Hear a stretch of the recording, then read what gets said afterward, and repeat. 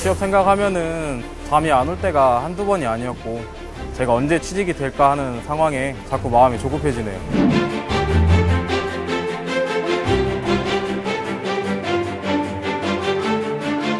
공부한다고 있는 돈마저 이제 다 써버리고 이렇게 막막한 생각이 들더라고요.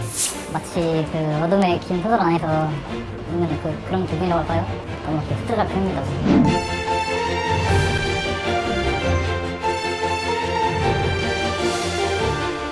기업들은 청년 일자리를 꼭 만들어야 될 책무가 있고 정부도 실효성 있는 대책 마련에 최선의 노력을 다해야 할 것입니다.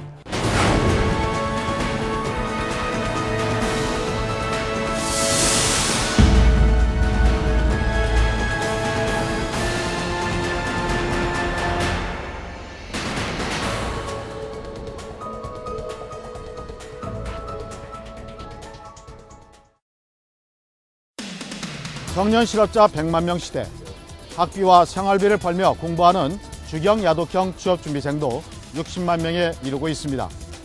이처럼 해마다 청년 구직자들의 행렬은 늘어가지만 고용시장의 사정은 좀처럼 나아지질 않고 있습니다. 사정이 이렇자 형편이 넉넉지 못한 취업준비생들은 공사장 일용직으로 또 기간제 임시직원으로 내몰리고 있습니다. 취업 빙하기를 겪고 있는 취업준비생들의 고달픈 이야기를 들어봤습니다.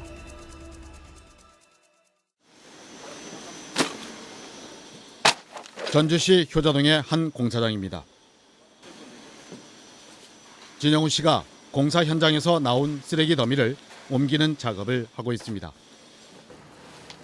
진 씨가 오늘 할 일은 공사에 필요한 자재를 옮기고 주변 물건들을 정리하며 쓰레기를 치우는 일입니다.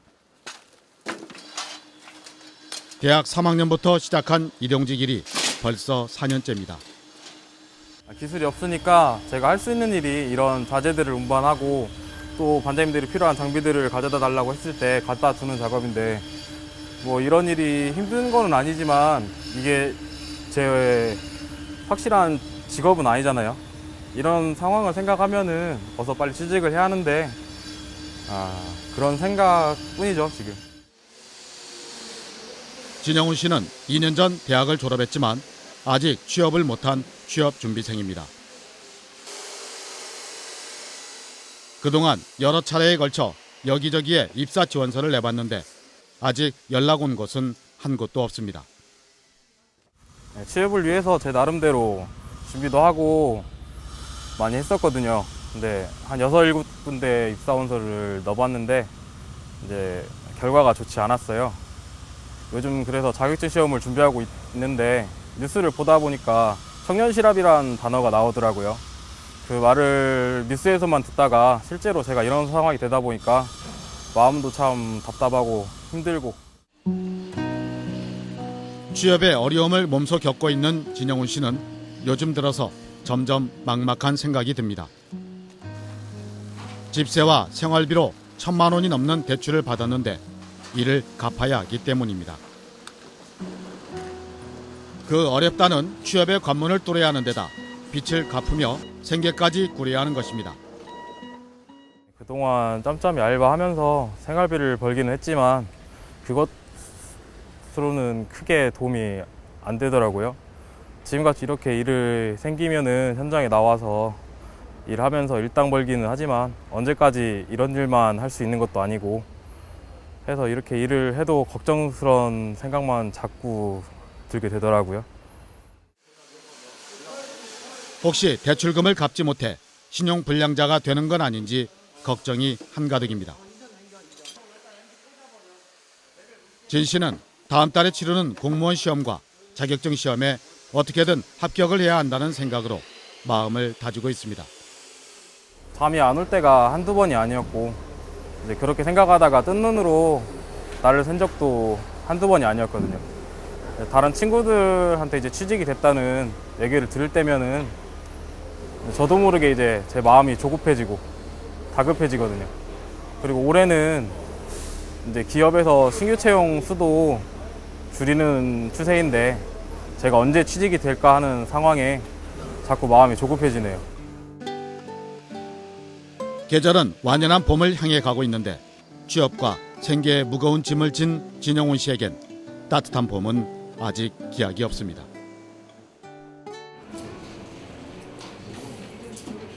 전주에 있는 한 대학교 사무실. 올해 28살인 이준환 씨가 학생에게 뭔가를 열심히 설명합니다. 이 씨는 이곳을 방문하는 재학생과 졸업생들에게 취업에 필요한 서류 발급을 도와주고 안내하며 시간제 직원으로 일을 하고 있습니다. 지금 시간제로 일하고 있는데요. 괜찮은 것 같아요. 일이 많거나 힘이 드는 것도 없고.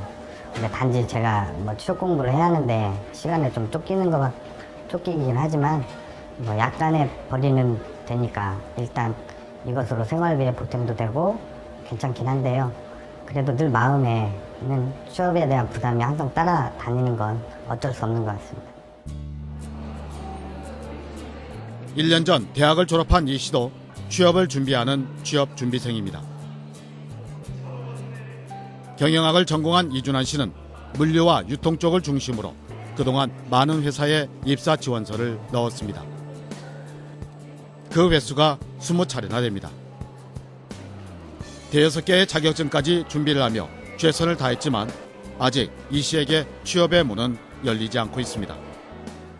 많이 지원을 했었는데요. 아직은 저에게 기회가 오질 않는 것 같습니다. 요즘 취업대란이니 또 청년 실업이니 하는 말이 이제는 실감이 날 정도로 모두가 취업에 올인하는 상황이어서 저도 스스로도 좀 위축이 된다고나 할까요?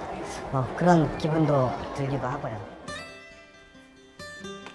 이준환 씨가 취업 관련 정보를 알아보는 일은 이제는 일상이 되었고 경영 컨설턴트 프로그램 교육에도 틈틈이 참여하고 있습니다. 임시직일과 밥 먹는 시간을 뺀 나머지는 도서관에서 늦은 밤까지 토익과 전공 공부를 보충하는 데 온 정신을 쏟습니다. 청년 출신이라는 신조어가 나올 만큼 어려워진 취업의 현실 앞에 이 씨는 참담함을 느낄 때가 있습니다. 지금이 어려운 시대인 것은 분명한데요. 정말로 좋은 일자리를 얻고 싶습니다. 집에서나 주위 사람들을 볼 때마다 다 걱정하는 것을 보면은 제가 더 많은 노력을 해야겠지만 정말 어떻게 해야 할지 참 막막합니다.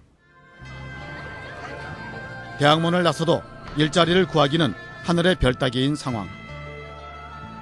이 때문에 대학 5학년, 즉 졸업을 늦추는 학생이 지난해까지 12만 명에 이르고 있을 정도입니다. 최인철 씨는 대학에서 한 학기만을 남겨놓고 있는 휴학생입니다. 취업에 대한 불안감 때문에 최 씨는 복학 대신 작은 사업을 했습니다. 평소 알고 지내던 선배와 함께 의류 사업을 시작했습니다. 잘만 하면 많은 돈을 벌 수 있을 거라는 꿈도 꾸었습니다. 하지만 사업이 그리 녹록지 않았습니다. 그때만 해도 되게 젊고 패기도 있고 해가지고 잘만 하면 이렇게 돈을 벌 수 있을 거라는 생각을 했습니다. 근데 시기적으로 이제 경기 침체가 이렇게 지속되면서 경기는 자꾸 이제 하향세를 이제 치닫고 어려워지는 거예요, 자꾸. 그러다 보니까 사업도 거의 1년도 안 돼가지고 그만두게 됐고 많은 이제 가게도 이제 처분하게 됐는데 그때는 되게 너무 이제 힘들었습니다, 되게. 큰 기대를 걸었던 의류 사업에 실패를 하면서 빌렸던 투자금 1,500만 원도 고스란히 날려버렸습니다. 투자한 돈도 잃고 미천도 없는 상황에서 무엇을 해야 하나 망설이다가 자신의 전공을 살려 그림 공부를 다시 시작했습니다. 그림에 대한 열정이 남달랐던 만큼 열심히 공부를 했습니다. 하지만 특별한 벌이가 없어 집세도 붓살 돈도 안 되는 형편에 이르자 이마저 포기해야 했습니다. 장사 매천도 다 떨어지고 공부한다고 있는 돈마저 이제 다 써버리고 그래서 되게 생활하기가 막막했던 것 같아요. 그래가지고 일용직 일자리 찾아가지고 하루하루 이제 생계를 꾸리고 하다 보니까 좀 이렇게 막막한 생활이 들더라고요. 내가 지금 뭐 하는 건지. 최 씨는 기술을 배워야겠다는 생각에 한 건축회사에 임시직으로 취직을 해서 인테리어 일을 배워가며 기술을 쌓는 데 전념했습니다. 하지만 이 일 또한 만만치 않았습니다. 매일 늦은 퇴근과 하루 걸러 해야 하는 야근 때문에 취업 1년 만에 회사 생활을 포기해야만 했습니다. 자꾸 이제 시간을 흘러가면서 되는 건 없고 차라리 그냥 군대 제대 후에 복학을 해가지고 학업에 더 열중하면서 공부를 더 열심히 할 거라는 마음이 생기더라고요. 그래서 이제부터라도 다시 공부를 이제 시작해야겠다는 생각이 들어서 이제 하루하루 일용직 근무를 하면서 취직 준비를 하고 있습니다. 최근 청년 실업률이 지난 1999년 7월 이후 15년 만에 가장 높은 수치를 나타내 청년 실업의 심각성이 날로 더해가고 있음을 보여줬습니다.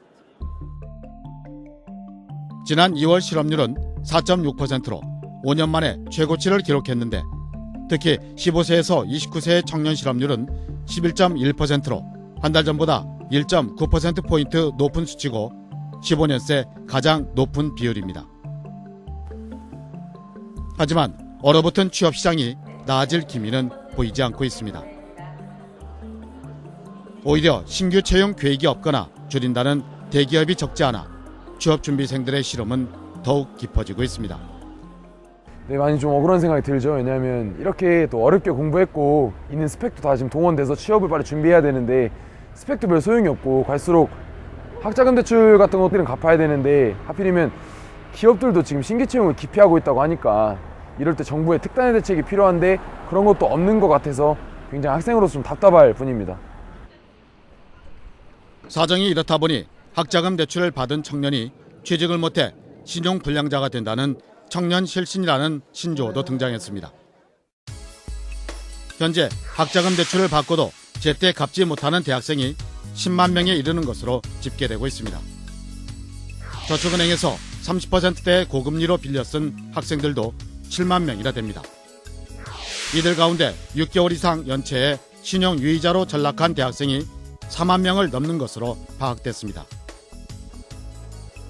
막다른 골목에 몰린 끝에 개인 파산을 신청하는 20대도 계속 늘어나고 있습니다. 신용회복위원회에 따르면 지난해 개인 워크아웃을 신청한 29세 이하 청년이 6,670명에 달합니다. 지난 2012년 6,800명을 기록한 이후 2013년엔 약간 떨어졌지만 지난해 다시 증가세로 돌아섰습니다. 매년 6,000명이 넘는 20대 청년들이 자신의 꿈을 펼치기도 전에 절망의 나락으로 추락하고 있는 것입니다. 요즘 취업이 어렵다 보니까 절박한 마음에 비정규직으로 취업한 청년들은 곧 실업자가 되고 다시 구직 포기를 할 경우가 높은 것이 지금의 현실입니다. 이런 악순환을 되풀이하지 않기 위해서는 대기업들의 신규 채용을 줄일 게 아니고 계속적으로 고용을 늘려야 하겠고 중소기업도 좋은 일자리를 만들 수 있는 산업 생태계가 만들어져서 청년 구직자들의 취업 부분에 좀 더 가까이 다가갈 수 있어야 하겠습니다. 졸업 후 입사시험에서 낙방한 20대가 대부분 아르바이트 일자리에 몰려 아르바이트 시장은 포화 상태라고 해도 과언이 아닙니다. 이처럼 사상 최악의 취업난에 비정규직 노동시장이 뛰어든 20대들이 늘면서 아르바이트마저도 경쟁이 치열합니다. 대학생인 정희진 씨가 학교 주변 상가를 부지런히 돌아다닙니다. 새학기가 시작된 지 한 달이 지났지만 아직 아르바이트를 찾지 못해서입니다. 업소마다 이미 아르바이트생 모집은 다 찼고 간혹 아르바이트 구함이란 푯말이 붙어있지만 시간이 맞질 않습니다. 신학기다 보니까 다른 때보다 알바하기가 훨씬 더 어려운 것 같아요. 그래서 조금이라도 발품을 더 팔아서 많은 곳 다녀야 하는데 자리가 있어도 그게 학교 수업 시간이나 요일이랑 맞아야 하니까 알바 자리 찾는 게 좀 힘든 것 같아요. 정혜진 씨는 그동안 아르바이트를 해서 번 돈으로 모자란 학비와 생활비를 충당해왔습니다. 가정 형편이 넉넉지 않아 정 씨에게는 아르바이트가 꼭 필요합니다. 정 씨는 식당에서 잠시 아르바이트를 하기도 했고 저녁 늦은 시간에 카페에서 근무한 적도 있습니다.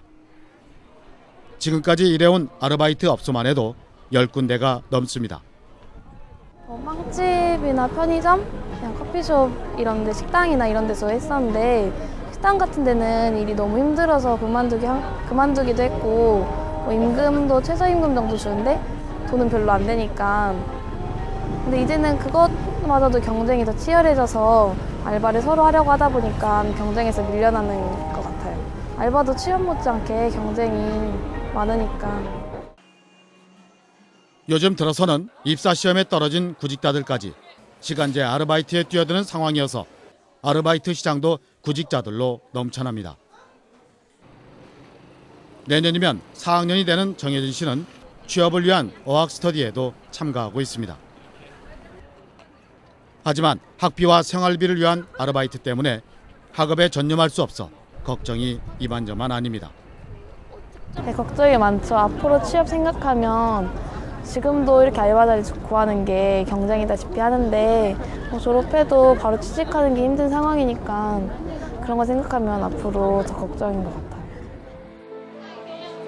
정혜진 씨처럼 아르바이트 구직자 10명 중 4명은 생계형 아르바이트라는 통계도 있습니다. 경험을 쌓고 용돈도 벌기 위해 재미삼아 아르바이트에 나서는 7, 80년대 추억의 아르바이트는 이제 옛일이 되었습니다. 최근 들어 국내 기업들이 신규 채용을 줄이고 있기 때문에 학교를 마치고 사회로 진출하는 구직자들은 일단 아르바이트 등 기간제 근무에 나서면서 취업을 뒤로 미루고 있는 상황입니다. 아르바이트 경쟁도 그만큼 더 치열해져서 학생들에게까지도 그 영향을 끼친다고 볼 수 있습니다. 취업 못지않게 아르바이트 치열한 경쟁도 더 가속화되고 있다고 봅니다. 최근 고용노동부가 국내 대기업들의 채용 계획을 조사한 결과 채용 계획이 없다고 응답한 기업은 39%, 아직 채용 여부와 규모를 결정하지 못한 기업은 18%인 것으로 나타났습니다. 올해 상반기 채용 규모를 수립한 21개 대기업의 채용 규모가 지난해 상반기보다 소폭 증가한 점이 그나마 위안거리입니다. 청년 실업은 어느 한 개인적 차원의 문제가 아닌 우리나라 전체의 구조적인 문제입니다. 현재 국내 10대 대기업의 사내 내부 유보금이 500조 원을 육박을 하는데 이를 중소기업과의 임금 격차를 줄이는 데 사용한다든지 인턴제를 확대하는 데 쓰여져야 할 것입니다. 정부에서 비책이 나오지 않는 이상은 청년 실업은 방치될 것으로 보여 하루속히 해결에 나서야 될 것입니다. 청년층 고용을 확대하기 위해 대기업과 공공기관의 채용을 확대하고 중소기업 일자리의 질을 획기적으로 개선하는 일이 절실합니다. 학자금 융자로 인한 빚에다가 취업 대란까지 2중 3중으로 고통을 받고 있는 5포 세대의 아픔을 절대 외면해서는 안 될 것입니다. 우리나라 기업들은 청년 일자리를 꼭 만들어야 될 책무가 있고 정부도 이 청년 실업을 해결할 수 있는 실효성 있는 대책 마련에 최선의 노력을 다해야 할 것입니다.